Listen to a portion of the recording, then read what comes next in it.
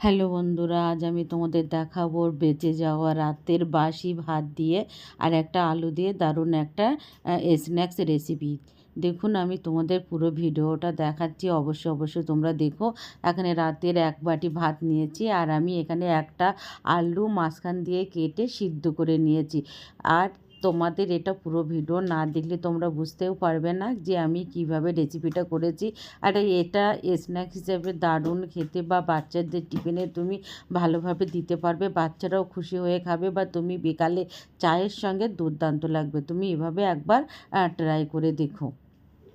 তাই এখানে আমি আলুটা এবার তোমাদের দেখিয়ে দিয়েছি। এবার আলুটা আমি খোসাটা ছাড়িয়ে নিচ্ছি। দেখুন, এভাবে হাত দিয়ে। অবশ্যই তোমরা আলুটা সিদ্ধ করে নেবে, এনে কাঁচা দিলে কিন্তু হবে না। এভাবে আমি দু টুকরো আলুকে মানে খোলা ছাড়িয়ে রেখে দিয়েছি। এবার আমি একটা মিক্সচারের বাটি নিয়ে নেব। দেখুন, প্লিজ বন্ধুরা, তোমরা ট্রাই করো, সাবস্ক্রাইব করো, আর কেমন হয় অবশ্যই জানিও।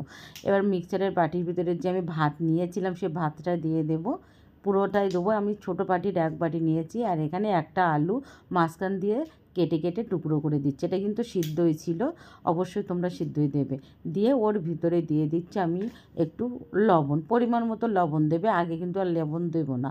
আর দিয়েছি এখানে গোটা জিরে, আর এখানে দিয়ে দেবো আমি দুটো কাঁচা লঙ্কা ছুরি দিয়ে, দেখুন মাঝখান দিয়ে কেটে দিয়েছি।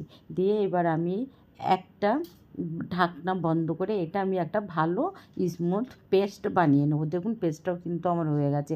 এবার একটা প্লেটের মধ্যে আমি ঢেলে নিচ্ছি। পুরোটাই হাত দিয়ে কেকে নেব, কারণ এটা একটু লেগে থাকে, একটু চিটচিট মতো হয়, আলু থাকে তো।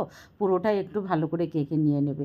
নিয়ে এর ভেতরে আমি এখানে চিলি ফ্লেক্স দিচ্ছি। দেখুন, চিলি ফ্লেক্স, ফির অরিগ্যানো। অবশ্যই এটা দিলে কি টেস্টটা কিন্তু দারুণ আসে, আর ক্রাঞ্চি হবে, কুড়কুড়ো হবে, আর খেতেও ভালো লাগবে।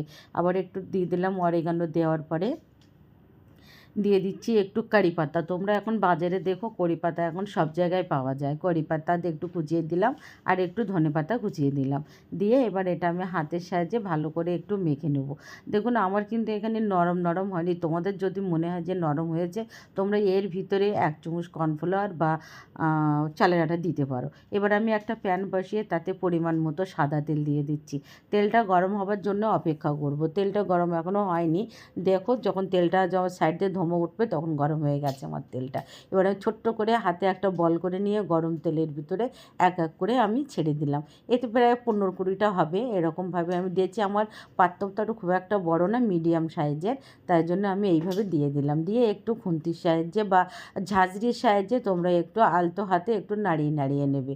দেখুন, এভাবে একটু আলতো হাতে এপিট ওপিট করে একটু লাল করে ভেজে তুলে নিলে হয়ে গেল আমার বিকালের স্ন্যাক্স রেসিপি।